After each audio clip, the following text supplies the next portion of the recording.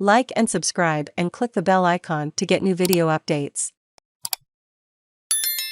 Tributes flow after athletics great John Landy dies. Aged 91, Australia is mourning one of its greatest sportsmen, John Landy, who has died at the age of 91 after a life full of achievement both on and off the athletics track.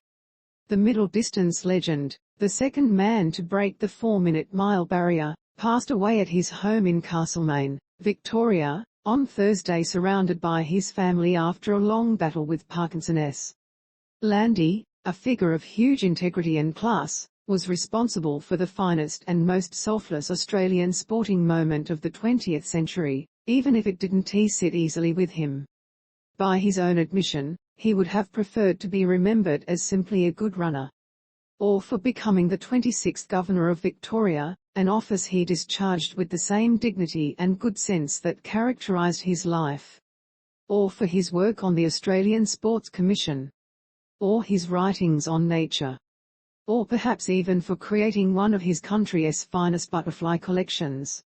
For John Michael Landy may have been one of the greatest middle-distance runners of his era, but he was much more: a capable scientist, an author, a humanitarian, a husband and a father. But it was for his athletic prowess, a talent developed as a boy chasing butterflies through paddocks around Melbourne, that Landy first came to prominence. He initially took up competitive running to help him get fit for football, only becoming serious about it after making the Victorian athletics team in 1951. Within 12 months he was on the Australian team for the Helsinki Olympics, and a couple of years later became deeply engaged in a battle with Englishman Roger Bannister to become the first man to achieve a feat thought to be beyond human capability, to run a mile in under 4 minutes. As Landy and Bannister rolled on toward the magical mark, their ambition became one of the most eagerly anticipated events in the history of sport. Ultimately, Bannister won that race, stopping the clock in a state of near collapse at 3 minutes 59.4 seconds at Oxford on May 6, 1954. Less than 2 months later in Finland, Landy, who had threatened the mark several times that year, breezed past Bannister's world record, running 3:57.90.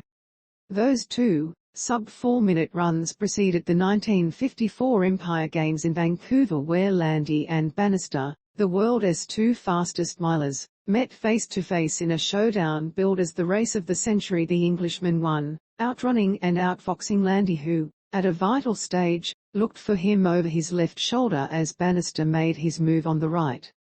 Bannister retired from running in 1955 to concentrate on what became a celebrated career as a neurologist, later writing about Landy in Sports Illustrated, describing the Australian as an athlete faster, neater and more generous than any other.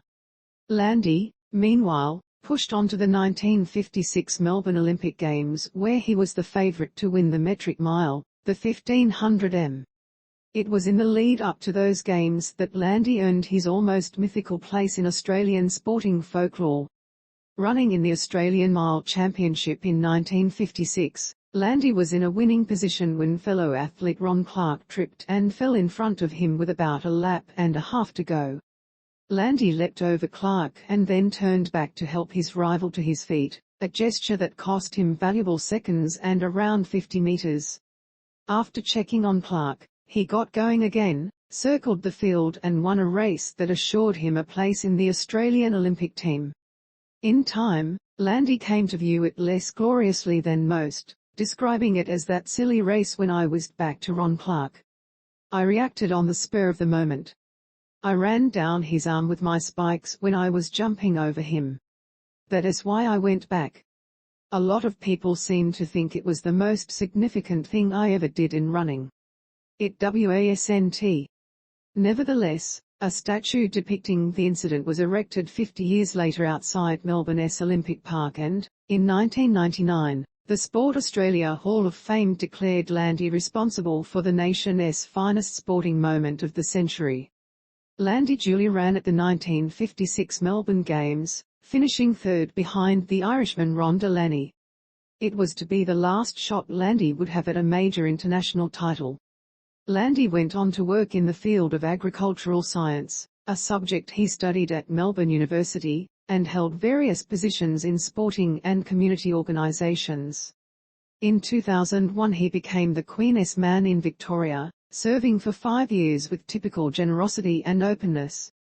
The same qualities, perhaps, led Landy to donate his butterflies, some 10,000 of them, personally collected and catalogued, and estimated to be worth at least $1 million, to the Australian National Museum in 2017. Australian Associated Press,